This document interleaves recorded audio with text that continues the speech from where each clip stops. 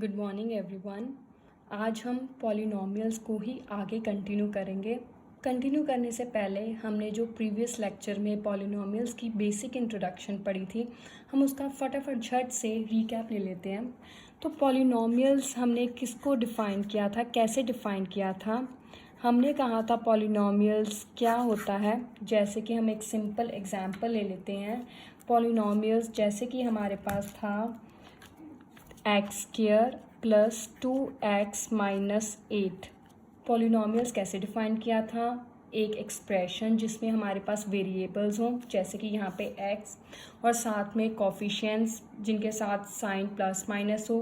2 8 है हमारे पास जिनके साथ साइन प्लस माइनस है, और साथ में जो वेरिएबल है उनकी एक्सपोनेंट, उनकी पावर कैसी होनी चाहिए, पॉजिटिव होनी चाहिए और एक होल नंबर होना चाहिए, नॉन नेगेटिव इंटेग्रल एक्सपोनेंट। ये बात कही थी। तो ये थे हमारे पॉलिनोमियल्स। तो ये हमारा एक पॉलिनोमियल है जिसमें कौन सा वेरिएबल यूज़ किया हुआ है, x। तो हम इसको कैसे नोटेशन देंगे, p ऑफ x। ठीक है जी, ये तो था हमारा जो हमने पिछले लेक्चर में किया है। आज हमने जो करना है, इससे आगे हमने इसका सल्यूशन फाइंड आउट करना है कि इस पॉलिनोमियल का क्या सल्यूशन है। मतलब सल्यूशन का मतलब कि x की जगह हम क्या फिल कर सकते हैं, x का क्या वैल्यू हम फाइंड आउट कर सकते हैं। उसको क्या बोलते हैं हम, उसको कहते हैं हम zeros of polynomial. Zeros of polynomials. ठीक है जी। ज़ीरोज़ ऑफ पॉलिनोमियल्स का क्या मतलब है, जैसे कि हमें पता ही है ज़ीरो का मतलब क्या होता है, एक ज़ीरो। ठीक है जी। अब पॉलिनोमियल और ज़ीरो, इन दोनों का क्या कनेक्शन है, ये अब हम पढ़ेंगे। जैसे कि हमने ये एग्जांपल ली हुई है, p of x is equals to x² plus 2x minus 8। अब हम क्या करेंगे, इस यहाँ पे जो वेरिएबल यूज़ किया हुआ है x, हम उसकी जगह पे टर्न बाय टर्न अपनी मर्जी से कोई भी नंबर फिल करके देखेंगे। पर शर्त है, कौन सी शर्त है, कि ऐसा नंबर फिल करना है ताकि हमारे पास अल्टीमेट हमारे पास आंसर क्या है, ये ज़ीरो है। तो ठीक है, चेक करते हैं। सबसे पहले हम नंबर फिल करते हैं 1। ठीक है जी। तो हम सबसे पहले x क्या फिल करने लगे हैं, 1। तो देखते हैं ये 1 x की जगह फिल करने पर हमारे पास आंसर ज़ीरो आता है कि नहीं। ठीक है, तो जब हम x की जगह 1 लिखेंगे, 1 की power 2 plus 2 into bracket 1 minus 8। यहाँ पे मैं 1 मिनट के लिए आपको स्टॉप दूंगी और यहाँ पे हम थोड़ा सा पार का कंसेप्ट समझ लें कि जब भी हमारे पास एक वेरिएबल है, जैसे कि मान लीजिए मेरे पास एक चीज़ ये मेरे पास है स्टेटमेंट 3x की पावर 2 है। तो जब भी यहाँ पे मैंने x को मान लीजिए, जैसे मैंने यहाँ 1 फिल किया तो मैंने यहाँ लिखा 3 1। अगर मैं 3 1 लिखूँगी ये तो 31 बन गया ना, जबकि मेरे पास तो स्टेटमेंट में 3 था। तो इसका मतलब वेरिएबल की जब भी वैल्यू पुट करते हैं, या तो उसे ब्रैकेट में लिखा जाता है या मल्टीप्लाई का साइन डाला जाता है, ताकि हम कन्फ्यूजन से बच सके। ये 31 बन जाए, इस कन्फ्यूजन से बचने के लिए हमें या तो ब्रैकेट का यूज़ करना है या ब्रैकेट की जगह मल्टीप्लाई, दोनों मतलब सेम है। ठीक है जी। तो ये अब हमारे पास आ गया, ये हमारे पास आ गया। अब हम इसमें सबसे पहले क्या सॉल्व करेंगे, जैसे कि हमें ये भी पता ही है कि बॉड मास हमने छोटी क्लासेस में पढ़ाई हुआ है। बॉड मास का मतलब क्या होता है कि सबसे पहले हमने बी मतलब ब्रैकेट को सॉल्व करना है, फिर ऑफ एक्सेट्रा। तो यहाँ पे हमारे पास सबसे पहले क्या है, ब्रैकेट्स यूज़ की हुई हैं, तो हम सबसे पहले ब्रैकेट को यूज़ करेंगे। तो 1 की पावर 2, दैट मीन्स 1 को कितने टाइम्स मल्टीप्लाई करना है, 2 टाइम्स। तो क्या आंसर आया, 1 प्लस 2 इंटू 1 2 माइनस 8।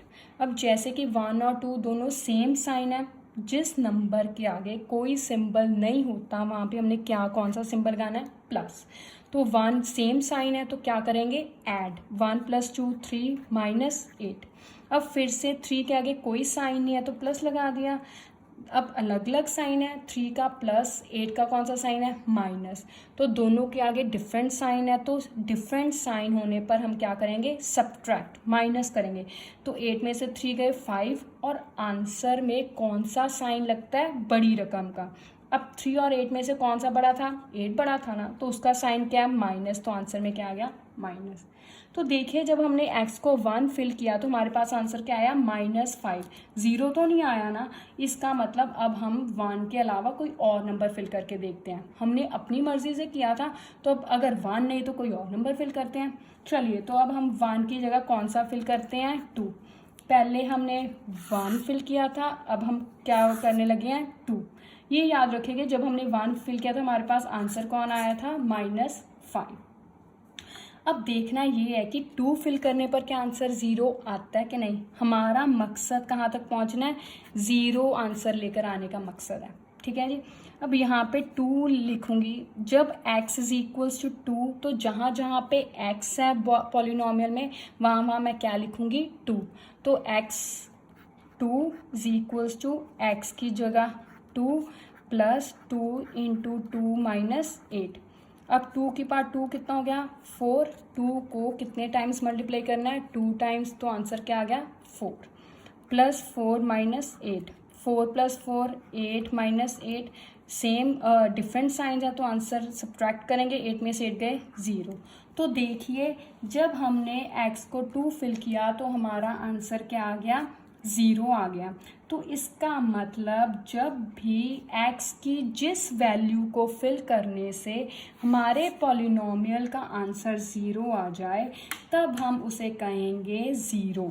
क्या कहेंगे कि x = 2 is a 0 of polynomial. जब x को जब हमने 1 फिल किया तो हमारे पास आंसर 0 नहीं आया, पर जब हमने x को 2 फिल किया तो हमारे पास आंसर क्या आ गया, 0 आ गया ना। तो हम कहेंगे तो जिस वेरिएबल की वैल्यू को फिल करने से 0 आता है उस वेरिएबल की वैल्यू को हम क्या कहेंगे, 0। अब अगर x की 1 फिल करने से 0 नहीं आया तो फिर x को क्या कहेंगे, यहाँ पे तो हमने x को 0 बोल दिया। जब 0 नई वैल्यू आ रही तो क्या बोलेंगे, तो कुछ भी नहीं बोलेंगे, सिंपल कहेंगे कि value of px = -5 at x = 2, but value of px = 0 at x = 2। ये 1 था, सॉरी ये 2। तो क्या बनी बात कि जब हमने x को 1 फिल किया था तो हमारे पास कितना पॉलिनोमियल की वैल्यू आई, -5 आई। लेकिन जब हमने x को 2 फिल किया तो हमारे पास पॉलिनोमियल की वैल्यू कितनी आई, 0। जब 0 आई है तब हमने x की वैल्यू को क्या शब्द देना है, 0। वैल्यू पॉलिनोमियल की वैल्यू भी 0 है और x की वैल्यू 2 फिल करने से उसको शब्द बोलना क्या है, 0 शब्द बोलना है कि ये 0 है, किसका, पॉलिनोमियल का, ठीक है जी। कोई बात नहीं, हम एक और एग्जांपल लेते हैं, उससे और क्लियर हो जाएगा। ये यहाँ रखते हैं, हमें इसी तरह के एक और एग्जांपल लेते हैं, फिर देखते हैं कि क्या बनता है। जैसे कि मेरे पास एक और एग्जांपल है। अब हम polynomial of y = 5y - 4y² + 9 है, ठीक है जी।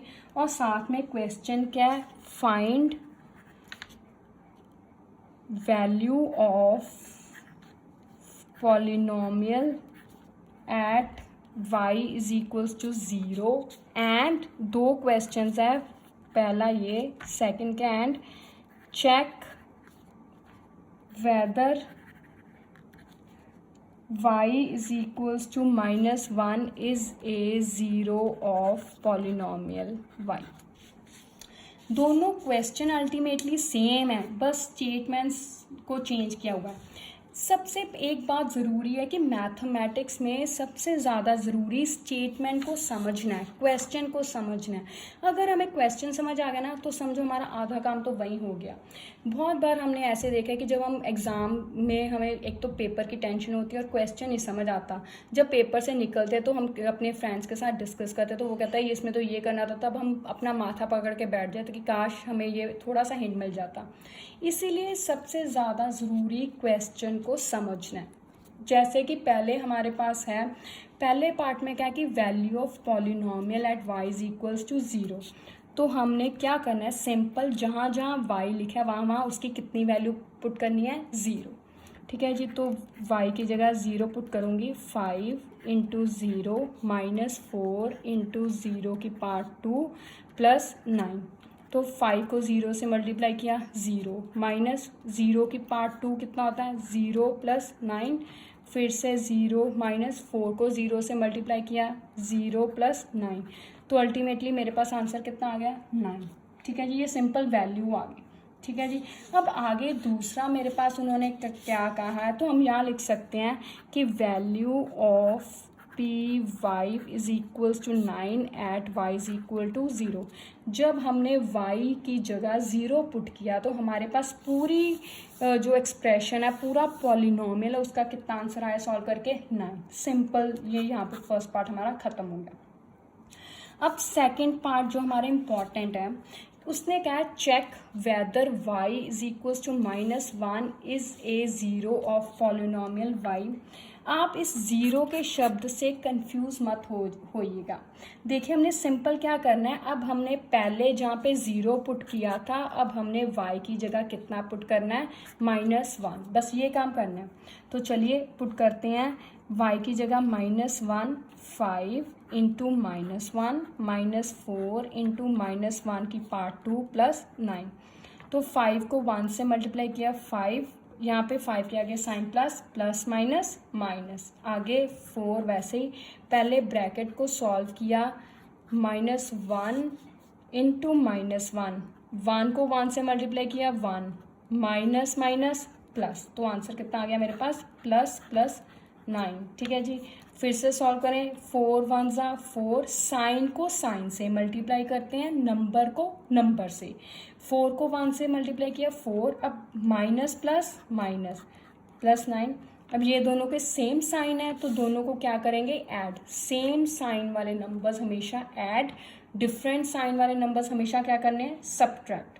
और आंसर में कौन सा नंबर लिखना है हमने, बड़ी टर्म वाला। तो जैसे कि यहाँ पे सेम है तो 5 और 4 ऐड किए 9, नंबर कौन सा बड़ा है 5, उसका साइन कौन सा माइनस, तो क्या आ गया माइनस। अब आगे जो हमारी ये टर्म बच गई थी वो लिख दी। अब देखिए यहाँ पे अलग अलग साइन है, यहाँ पे माइनस है तो यहाँ पे प्लस, अलग अलग साइन है तो क्या करना है माइनस। 9 में से 9 माइनस किए क्या हुआ 0।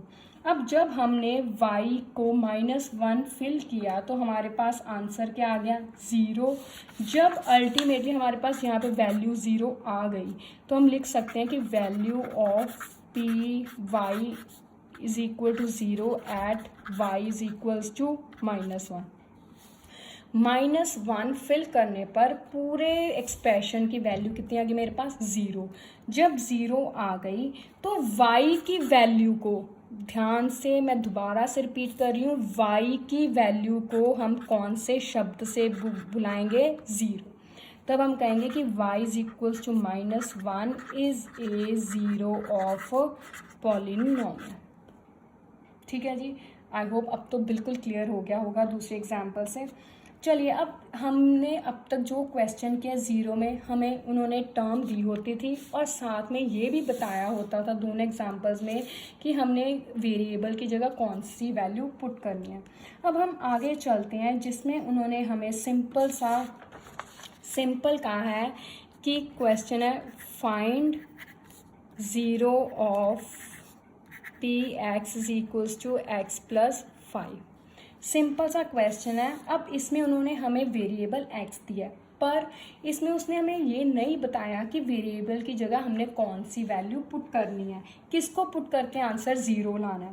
पहले हमें अगर आप देखें तो पहले हमारे पास हमें पॉलिनोमियल के साथ वेरिएबल की वैल्यू भी दी होती थी, दोनों एग्जाम्पल्स में उन्होंने हमें दी थी, पर यहाँ पे तो नहीं दी है ना। इसलिए अब हमें खुद फाइंड आउट करनी है कि x की जगह क्या पुट करें कि हमारे पास आंसर 0 आ जाए। अगर मैं सिंपल कहूँ तो जैसे हमने पहले क्वेश्चन में, पहले एग्जांपल में किया था कि पहले हमने 1 पुट कर लिया, जैसे कि हमने यहाँ पे किया था, हमने पहले 1 पुट कर लिया, पुट करके देखा हमारे पास आंसर 0 नहीं आया तो हमने दूसरी बार फिर 2 पुट कर लिया, तब 0 आ गया। पेपर में अगर हम ऐसे टाइम वेस्ट करने लगे, कभी 1 पुट करके, कभी 2 पुट करके, कभी 3 पुट करके, तो हमारा तो टाइम कितना वेस्ट हो जाएगा। तो उसके लिए एक मैथमेटिकल मेथड है। क्या मेथड है कि जो भी पॉलिनोमियल की हमने ज़ीरो फाइंड आउट करनी है उसको सिंपली ज़ीरो के बराबर ही रख दीजिए। हमें अल्टीमेटली इसका आंसर ज़ीरो चाहिए ना, तो हमने इसको पहले ही ज़ीरो के बराबर रख दिया, काम ही ख़त्म कर दिया हमने। इसको खुद ही पहले ही बता दिया कि भाई तू तो ज़ीरो के बराबर है। जब बता दिया तो ये ऐसे हमने एक्सप्रेशंस छोटी क्लासेस में सॉल्व करने सीखे हैं। सिंपली वेरिएबल को एक साइड पे रखना है, जो कांस्टेंट है उसको हमने दूसरी साइड पे लेके जाना है। लेकिन जब हम लेके जाएंगे तो उसको हम क्या चेंज करना है, साइन। अगर प्लस है तो माइनस, अगर माइनस है तो प्लस। तो 0 - 5 अलग अलग साइन है, तो हमने सब्ट्रैक्ट किया, 5 में से 0 सब्ट्रैक्ट किए 5। साइन कौन सा आता है, बड़ी टर्म का, तो बड़ी कौन सी है 5 है, उसका साइन कौन सा है, माइनस। तो हमारे पास x कितना आ गया, -5। तो इसका मतलब x की कौन सी वैल्यू के लिए इसका आंसर 0 आएगा, -5। तो अब हम लिख सकते हैं कि x = -5 is a zero of x + 5। अगर नहीं आपको विश्वास तो हम चेक करके देख लेते हैं। कैसे चेक करेंगे, फिल कीजिए x + 5 में x की जगह -5 फिल कीजिए, तो देखा आंसर 0 आ गया ना। तो क्या है, सिंपल सा कि हमने पॉलिनोमियल जिसकी भी ज़ीरो फाइंड आउट करनी है उस पॉलिनोमियल को हमने ज़ीरो के बराबर लिख देना, बस हमारा आंसर हो जाएगा। लेकिन हमने यहाँ पे एग्जाम्पल के थ्रू एक छोटी सी नया कंसेप्ट समझ लिया। क्या है कि जब भी हम किसी भी पॉलिनोमियल को ज़ीरो के बराबर लिख देते हैं तो उसको एक नया नाम दे दिया गया है। क्या कहा गया है, पॉलिनोमियल इक्वेशन। क्या कहते हैं उसको, पॉलिनोमियल इक्वेशन। जिस भी कभी भी पॉलिनोमियल को ज़ीरो के बराबर लिख दिया जाए तो उसको हम पॉलिनोमियल इक्वेशन कह देते हैं। सिंपल सा, जैसे ये है, मान लीजिए अब ये अगर = का साइन ना हो तो सिंपल पॉलिनोमियल है। जब = का साइन लग गया, साथ में कोई भी नंबर हो, ज़रूरी नहीं ज़ीरो, कुछ भी हो, तो अल्टीमेटली हमारा फिर उसको हमने पॉलिनोमियल नहीं कहना, साथ में पॉलिनोमियल इक्वेशन कहना है। और इससे क्या होगा, जब पॉलिनोमियल इक्वेशन में बदल गया, पॉलिनोमियल इक्वेशन बन जाता है, तो जो चीज़ वेरिएबल की वैल्यू को हम ज़ीरो बोलते हैं, जैसे कि हमारे पिछले क्वेश्चन में y = -1 जो था, जैसे कि हमारे पास था कि y -1 के लिए हमारे पास आंसर 0 आ रहा था ना, तो जिस वेरिएबल की वैल्यू को हम ज़ीरो बोलते हैं उसे पॉलिनोमियल इक्वेशन में हम क्या कहते हैं, रूट। मीनिंग वही है, बस टर्म्स बदल गई। वहाँ पे पॉलिनोमियल इक्वेशन बन गया, यहाँ पे ज़ीरो शब्द किस में बदल गया, रूट में। ठीक है जी, तो ये तो थी आज की ज़ीरोज़ ऑफ पॉलिनोमियल और उसकी पॉलिनोमियल इक्वेशन के बारे में। I hope you understand the topic and इसकी प्रैक्टिस कीजिएगा। Thank you, have a nice day.